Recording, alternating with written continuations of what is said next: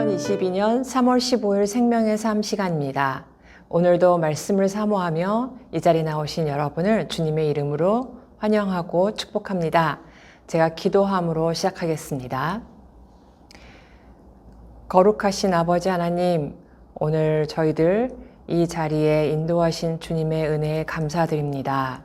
주님, 저희들의 흩어진 마음들, 세상으로 섞여진 마음들 가지고 부족하지만 주님 말씀 앞에 다시 한번 나왔습니다.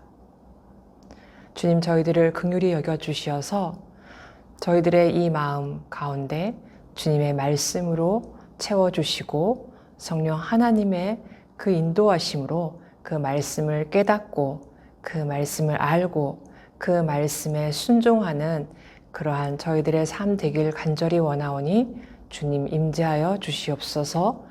이 모든 말씀 우리 주 예수 그리스도 이름으로 기도드렸습니다. 아멘. 오늘 살펴볼 말씀은 누가복음 21장 10절에서 24절 말씀입니다. 먼저 오늘의 말씀을 요약해 드리겠습니다. 제자들은 주님의 이름 때문에 박해를 당할 것입니다. 이는 복음 증언의 기회가 되며 그때 할 말과 지혜를 주님이 주실 것입니다. 제자들은 미움을 받을 것이나 인내하면 영혼을 얻을 것입니다. 징벌의 날에 예루살렘이 이방 군대들에 에워싸이고 백성은 큰 환난을 당할 것입니다. 이 본문 말씀을 제가 읽어드리겠습니다. 누가복음 21장 10절에서 24절 말씀입니다. 또 이르시되 민족이 민족을, 나라가 나라를 대적하여 일어나겠고 곳곳에 큰 지진과 기근과 전염병이 있겠고 또 무서운 일과 하늘로부터 큰 징조들이 있으리라. 이 모든 일 전에 내 이름으로 말미암아 너희에게 손을 대어 박해하며 회당과 옥에 넘겨주며 임금들과 집권자들 앞에 끌어가려니와 이 일이 도리어 너희에게 증거가 되리라. 그러므로 너희는 변명할 것을 미리 궁리하지 않도록 명심하라. 내가 너희의 모든 대적이 능히 대항하거나 변박할 수 없는 구변과 지혜를 너희에게 주리라. 심지어 부모와 형제와 친척과 벗이 너희를 넘겨주어 너희 중에 며칠 죽이게 하겠고 또 너희가 내 이름으로 말미암아 모든 사람에게 미움을 받을 것이나 너희 머리털 하나도 상하지 아니하리라. 너희의 인내로 너희 영혼을 얻으리라. 너희가 예루살렘이 군대들에게 에워싸이는 것을 보거든 그 멸망이 가까운 줄을 알라.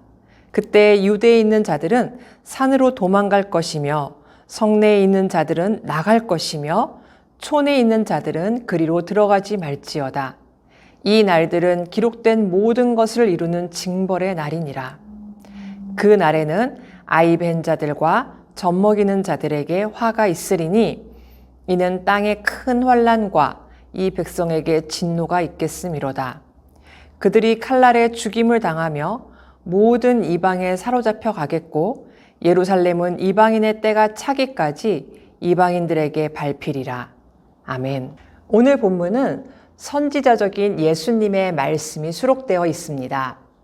종말이 올 즈음 나오는 징조들, 제자들이 받을 핍박, 그리고 종말의 모습까지를 오늘 본문에서 미리 알려주시고 계신 것이죠.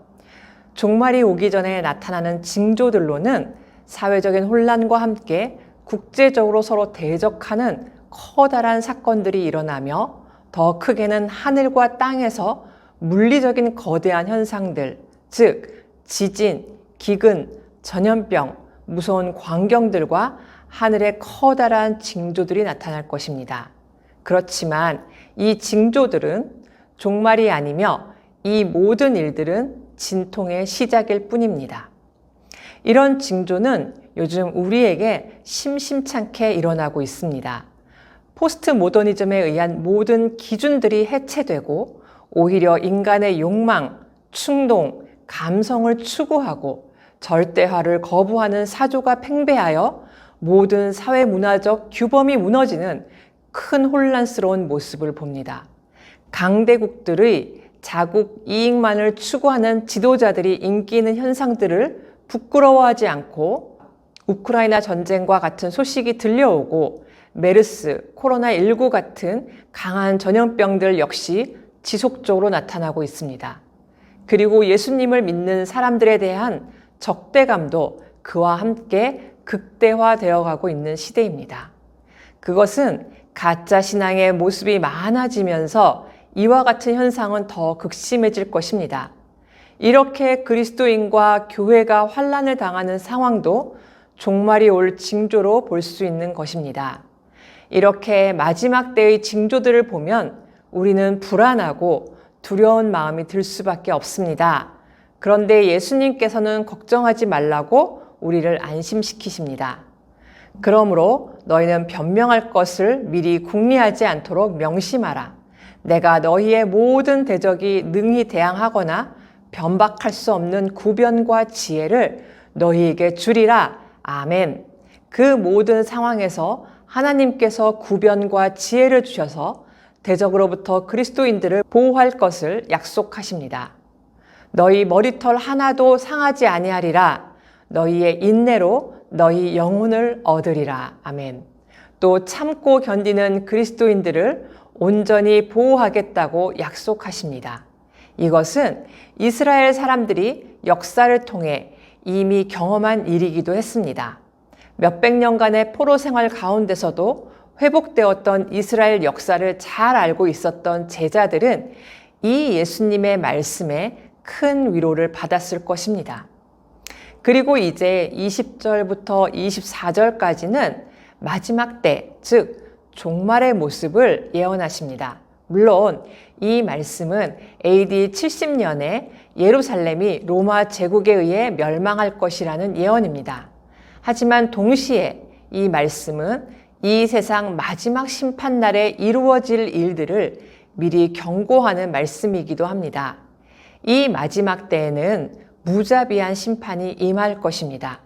그런데 마지막 때를 경고하고 있는 이 말씀은 단지 두려움만 주시려는 것이 아닙니다. 너희가 예루살렘이 군대들에게 에워싸이는 것을 보거든 그 멸망이 가까운 줄을 알라. 이 말씀을 잘 보면 두려움이 아니라 주님은 우리가 멸망의 때가 가까운 줄을 잘 알기를 원하신다는 것을 볼 수 있습니다. 그때 유대에 있는 자들은 산으로 도망갈 것이며 성내에 있는 자들은 나갈 것이며 촌에 있는 자들은 그리로 들어가지 말지어다. 그리고 이렇게 말씀하신 이 멸망의 때에 피하기를 바라시죠.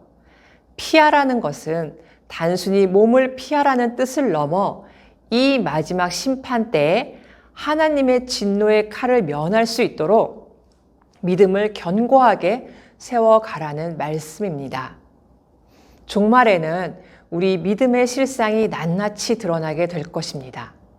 하지만 이것을 계속적으로 말씀하시는 주님은 우리에게 두려움을 주기 위하다기보다는 정말 주님이 원하시는 것이 무엇인지를 우리가 깨닫고 주님께로 피하는 견고한 믿음을 붙잡는 하나님의 자녀로 세워지길 원하시는 것입니다.